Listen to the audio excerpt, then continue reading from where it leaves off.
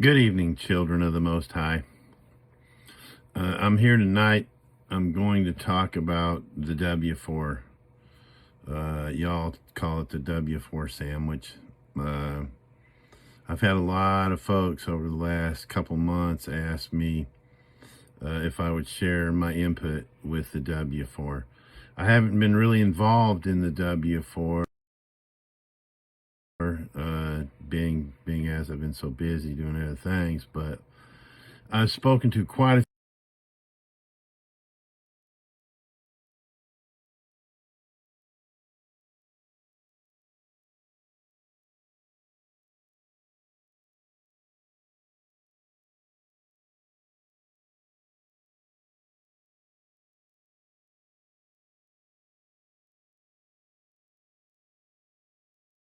few people that have done them, and quite a few close people that have done them. And I've talked to a couple of folks that have done the videos, shared the videos on YouTube about them. And I've watched, over the last couple of weeks, I've watched a couple of video series on the W-2. I kind of watched this grow over the last, year. It started with some folks, on back about the time the Telegram channel came up. As a matter of fact, there's already a W-4 Telegram channel going on when the study group Telegram channel was up. So this is something that's been going on, and it's been developing over time. One thing that I have noticed about it is this process has morphed so many times. I can't even recall. And that's the way things get figured out. They do. I will admit that that's the best way to figure things out, trial and error. But I've realized quite a few things as I've watched this grown into what it has grown into. And Lavely, my prison friend, we've been hitting this at every angle possible. So he had mentioned that he would like for me to do one for him. I'm authorized to sign his signature on anything I wish,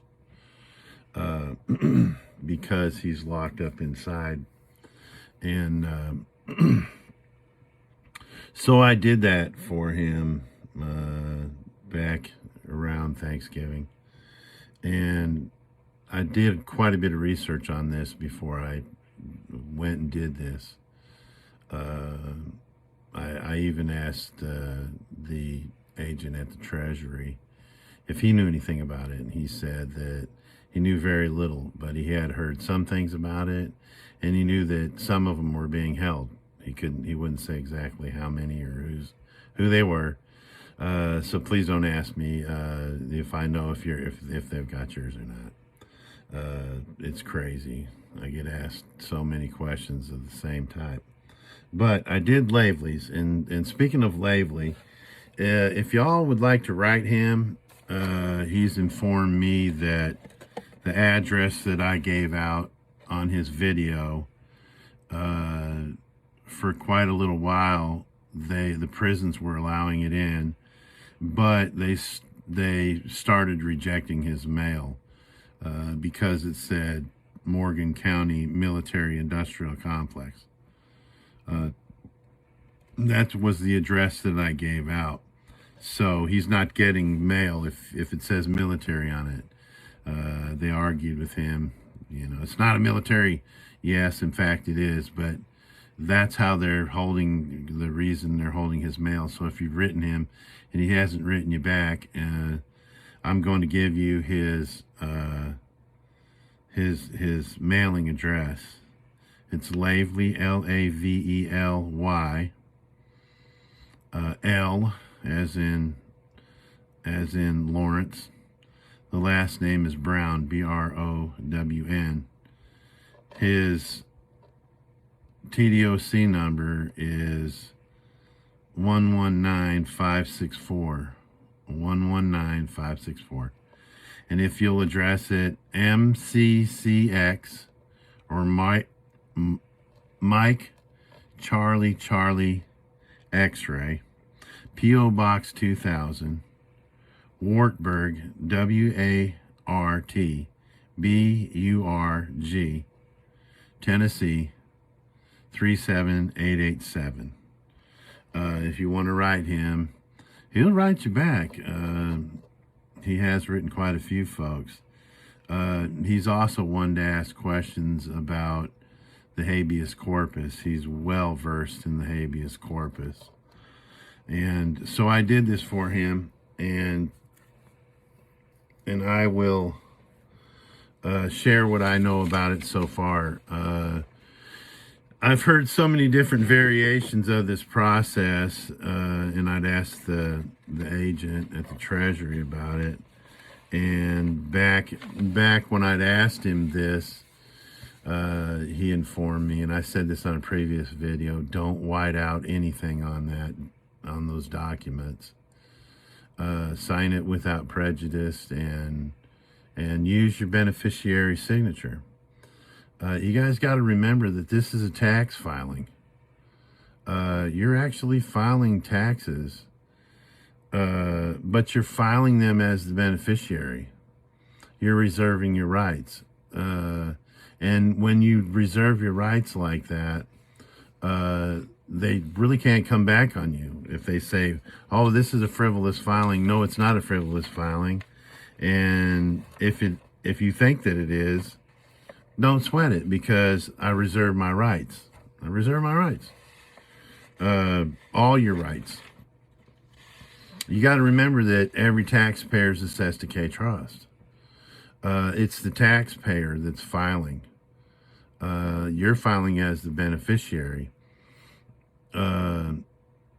Actually, you're just putting this information, giving this information to the trustees, which is the IRS. Whoever signs it, send them certified mail return receipt. That makes it a common law contract. So the couple of things about it, since I made that last video. One was, or when I made the video, I'd said, look, don't white nothing out. Sign it without prejudice, and use the beneficiary signature. That's what Mitch said. Why don't you tell them to use the beneficiary signature? And I've noticed that some people are filing this, and their cover letter, at the bottom of their cover letter, they're writing authorized representative. No, file it as the beneficiary. You say authorized representative, and then at the below that you sign it with a beneficiary signature. So I looked at different cover letters that people were writing, and a lot of it was good. The verbiage was good, but I added some things that I thought were crucial.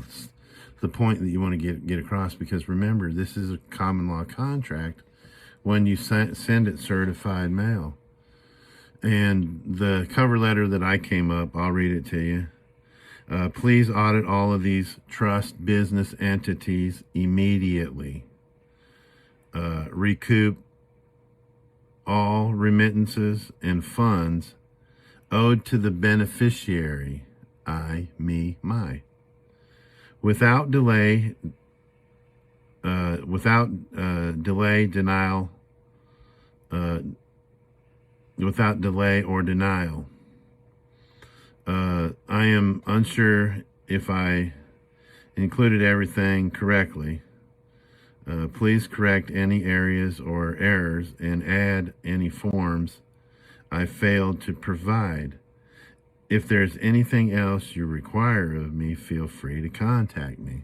Sincerely, done in good faith.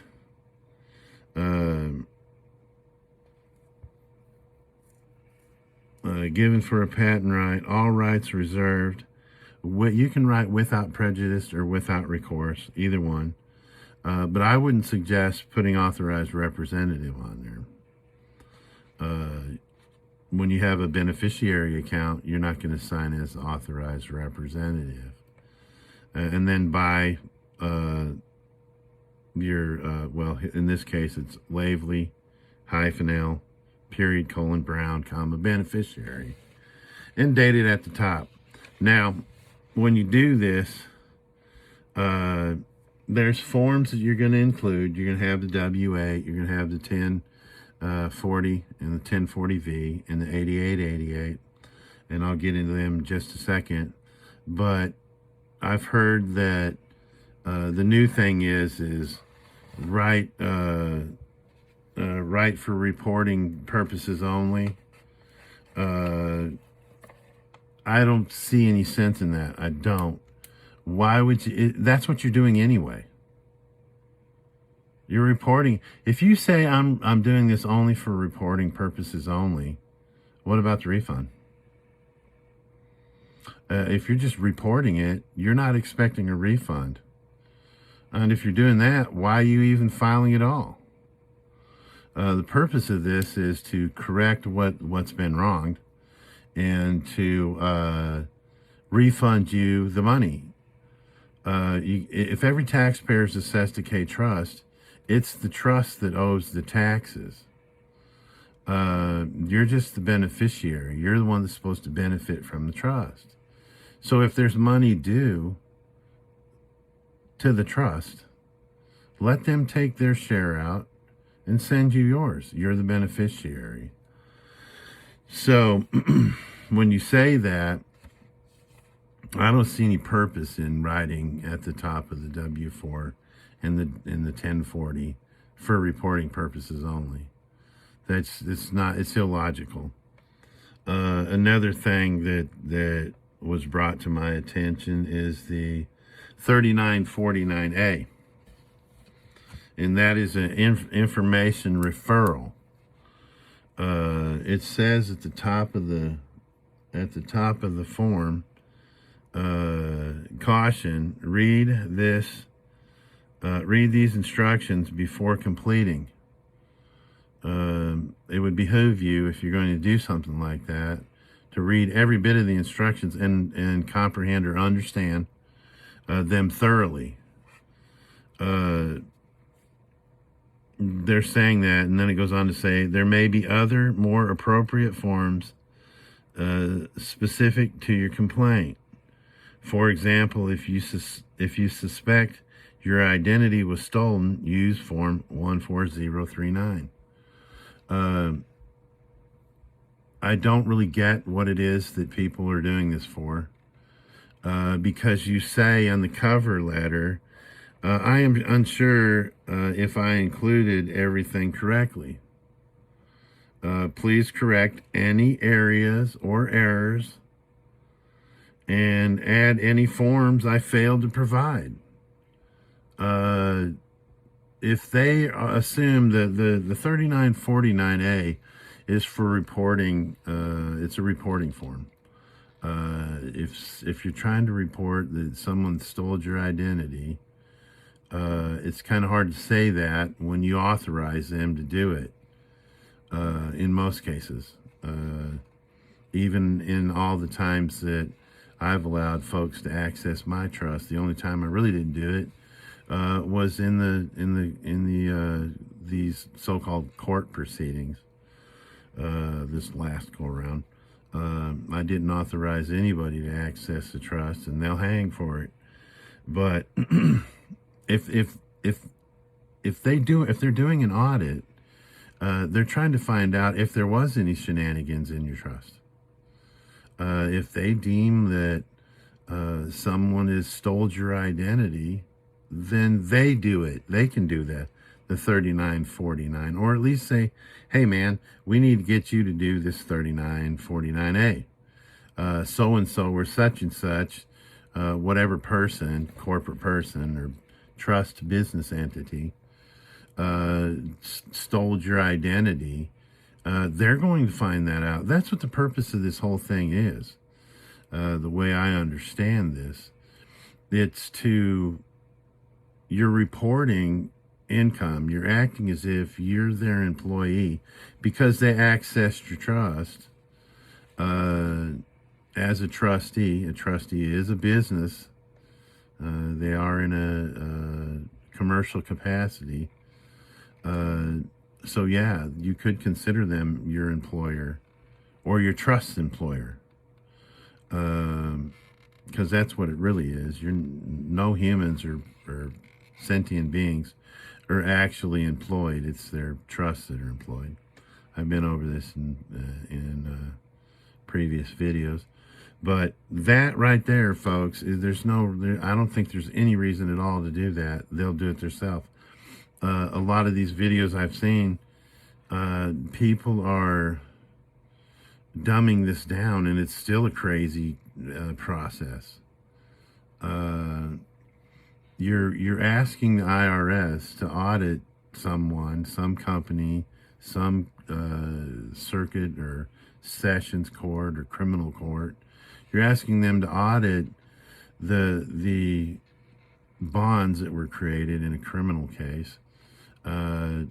Where they at? You're claiming that you worked for the court. You are working for the court through this crime, and they're creating bonds, and this is your income, and that you want to report it. Yeah, you are reporting it. Anybody that files taxes is reporting. So it doesn't make sense to put at the top of the form, this is for reporting purposes only. I'm sure someone out there is going to go, oh no, that's what you got to do. I'm just giving this back to y'all, how I've seen this, and I've read these forms. I know the instructions of these forms. I know what they're used for, what they're not supposed to be used for. And you're better off letting them decide whether somebody is committing identity theft. So I would leave those out, and I did with this one.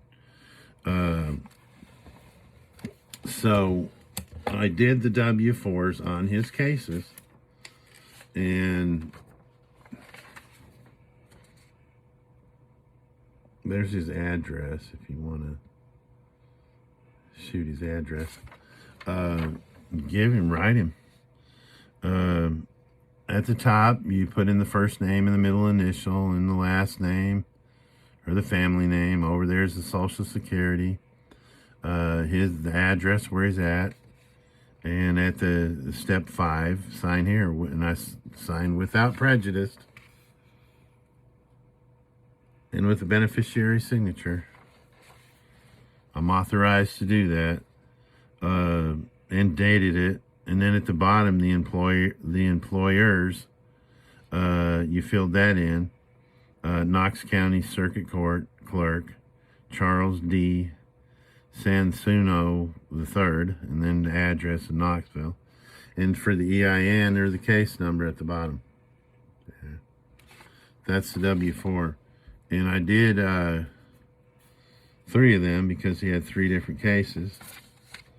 And then I did I got one for each case. And then I did the 1040. Same thing. Pretty simple. The name, Social Security number, mailing address, and everything else is blank on that page. Everything else is left blank. Now I have seen on page 2 of this where people are putting in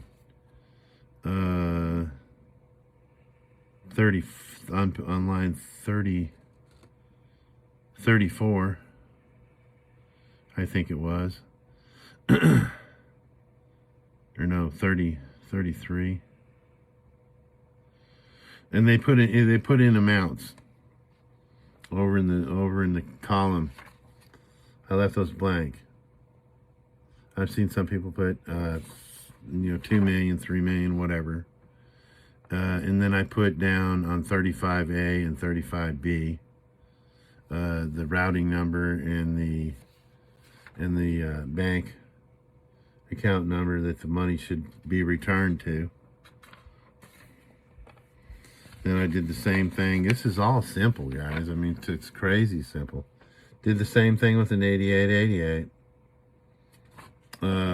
The name, the social security number, date, and it's a checking account, it's a routing number and an account number. And then the last thing was this 1040V.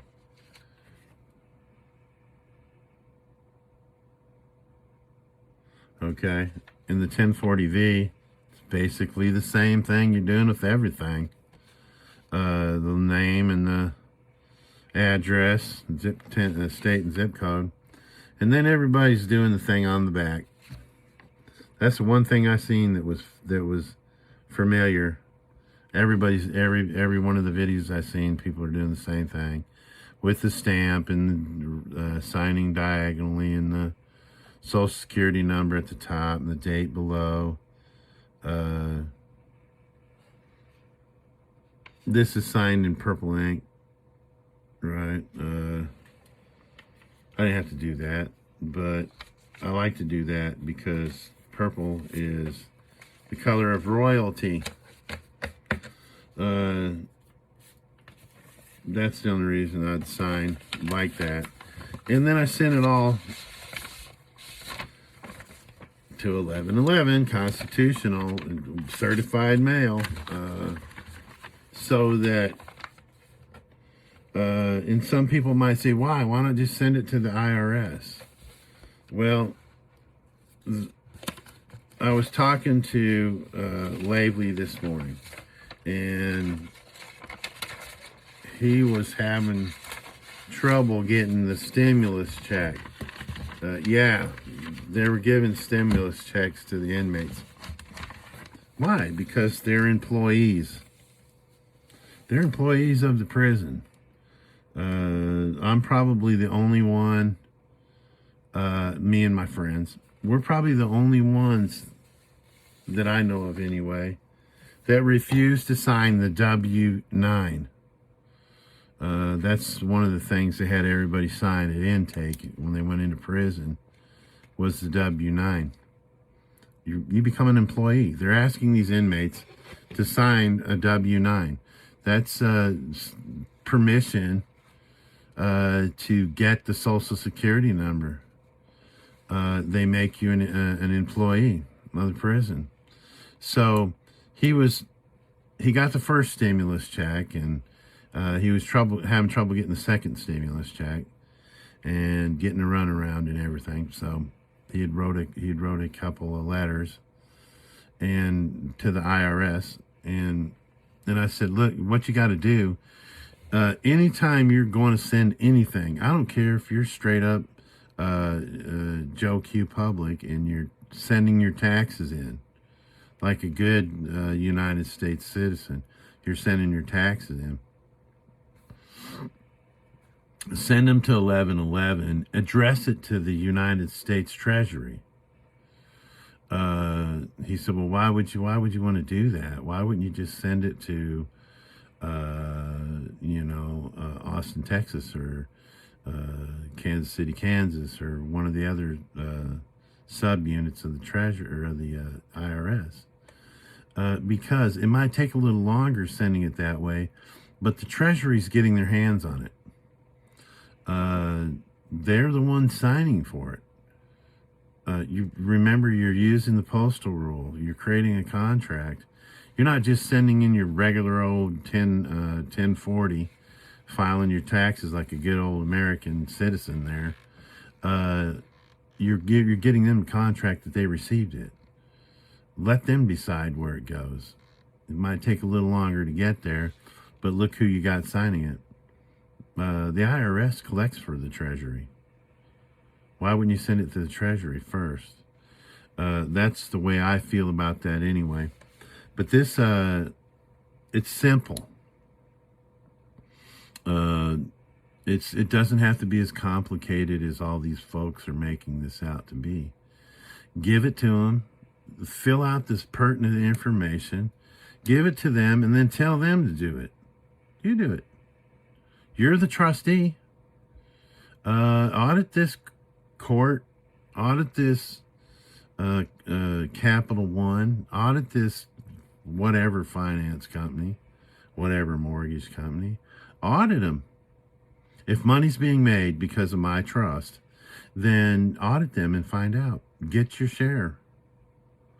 I've heard a lot of people have success, and it seems like everybody that's tried this, all the different ways that it's being tried, there's people that have success stories, and there's people that get frivolous filings, and there's people that don't hear anything at all. And you don't know. You don't never know what's the right way of working.